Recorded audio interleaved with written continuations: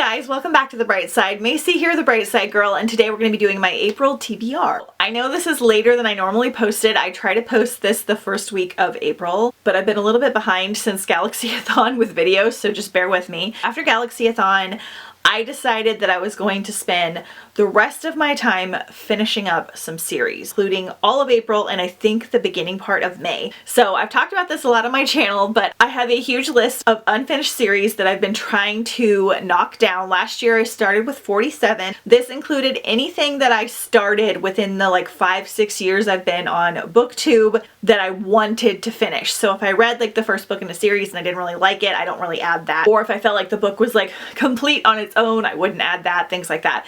I got the list down to like, I think 14 last year, but then I added 10 that I had started last year as well.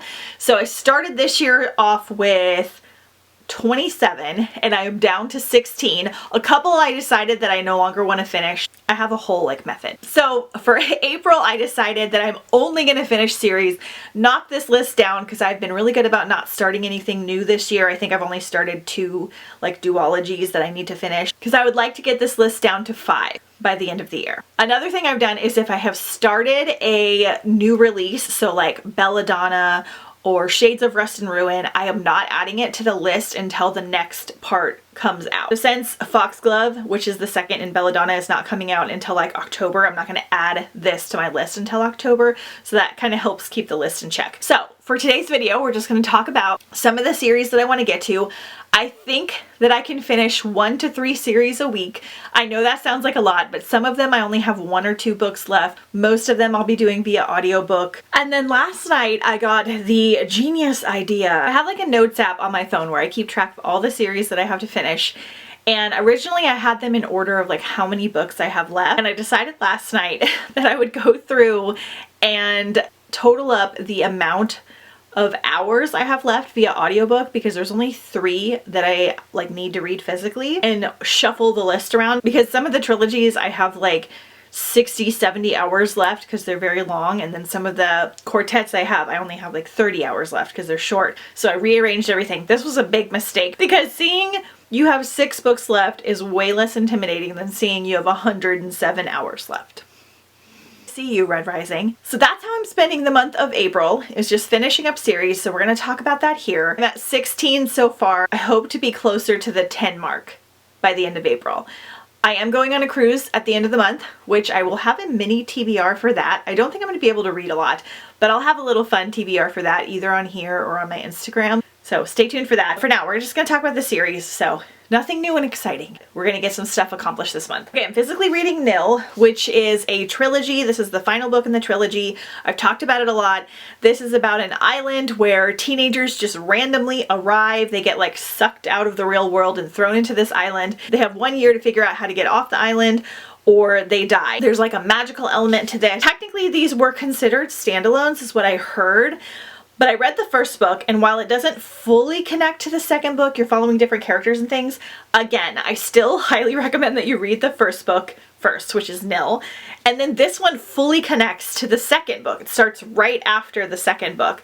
So I hate when people say things are standalones, but they're not really. Like, you really need to still read this in order. I'm really enjoying this series. It has really good island vibes, really good survival vibes. So this one I am physically reading because it doesn't have an audio. And I am currently listening to Like a River Glorious by Ray Carson. And then I'm going to do Into the Bright Unknown. That is my plan for this week. This is a Western series. The first book is Walk on Earth a Stranger. They have the most beautiful covers. So in this series, we're set in the Old West, which is very exciting. I started this for Hike-a-thon last year because I thought that would be very fun. It's a YA series.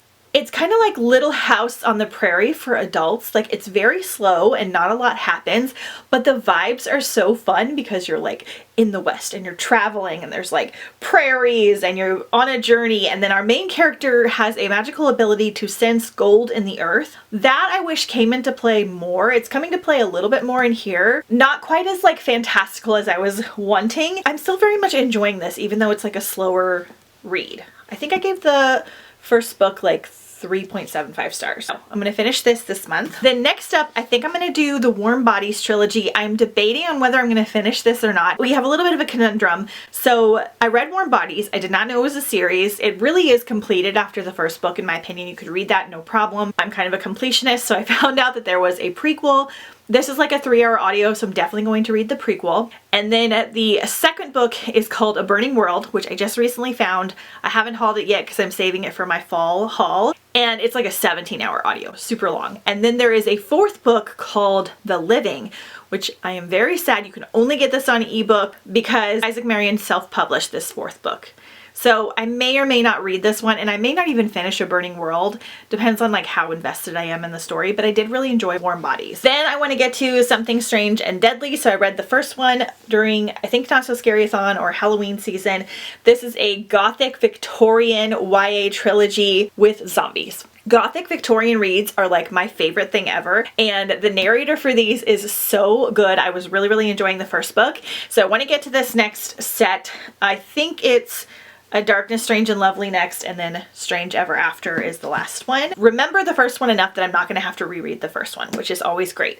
So this is on my agenda for this month. Normally I would save those types of reads for the fall, but I tend to always want to start newer things when the season changes, so I'm finishing some darker things now instead. And then I want to get to Aurora's End and Aurora Burning. I've read Aurora Rising twice via audiobook. For some reason it doesn't like fully stick in my brain. I love Jay Kristoff and Amy Kaufman's Illuminae series so much, and I enjoyed Aurora Rising, but it just isn't like sticking with me. I've read Aurora Burning already, but I literally remember absolutely nothing, so I'm gonna reread this again and then get to Aurora's End and finally finish this series, finally figure out if I am enjoying this or not. I liked the first one and I understand why it's like so popular, but for some reason it just didn't leave like a lasting impression on me, so I want to finish this. And then lastly, I want to get at least one of the Maiden Ship books done. I just reread The Maiden Ship, which is a very lovely magical read. This is an indie book that was really popular, came out a couple years ago. We're on like a ship, there's magic,